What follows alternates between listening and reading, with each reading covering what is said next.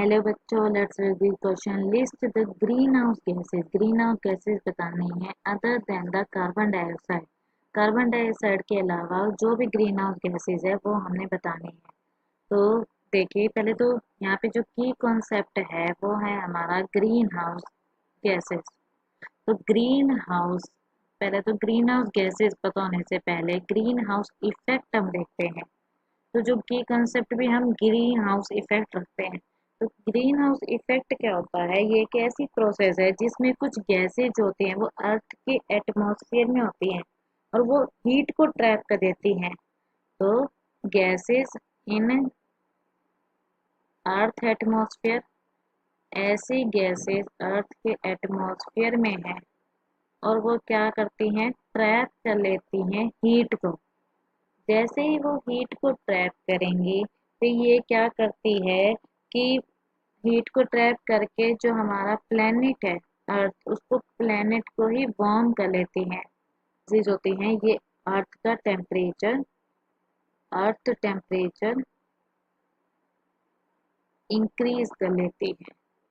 अब इनमें कह रहा है कि कौन से एग्जाम्पल बताने हैं कार्बन डाइऑक्साइड के अलावा।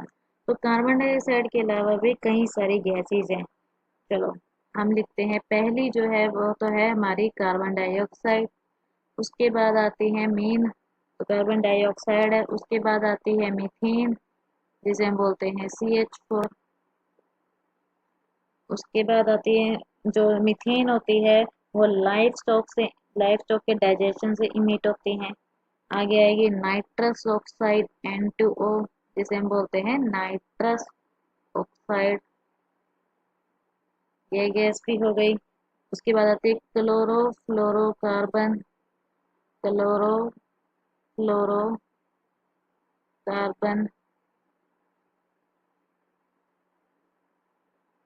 और होती हैं हमारे पास हाइड्रोफ्लोरोकार्बन HFC, हाइड्रोफ्लोरोकार्बन। और होती है सल्फर हेक्साफ्लोराइड, यानी कि SF6, सल्फर हेक्साफ्लोराइड। तो हमारी ये जो गैसेस थी, देखिए कार्बन डाइऑक्साइड तो है, वो क्या होती है? फॉसिल फ्यूल को बर्न करने से। बर्न फॉसिल फ्यूल, जब हम फॉसिल फ्यूल बर्न करते हैं तब ये इमिट होती है। ठीक है। जो मीथेन है, मीथेन कैसे इमिट होती है? मीथेन की बात करें तो अभी बताया था कि जैसे हम लाइफ स्टॉक का डाइजेशन क्या करते हैं, उस लाइफ स्टॉक का डाइजेशन से इमिट होती है।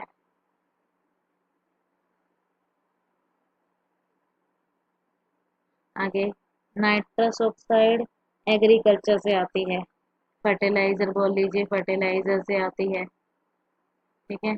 क्लोरोफ्लोरोकार्बन रेफ्रिजरेटर में यूज की जाती है, रेफ्रिजरेटर में आती है।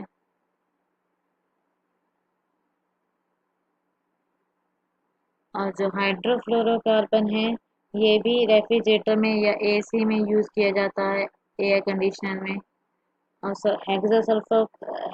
हेक्साफ्लोराइड सल्फर, तो ये क्या कहती है? इलेक्ट्रिकल इक्विपमेंट में आती है या इंडस्ट्रियल प्रोसेस में आती है। ये आती है मेनली इंडस्ट्रियल प्रोसेस में।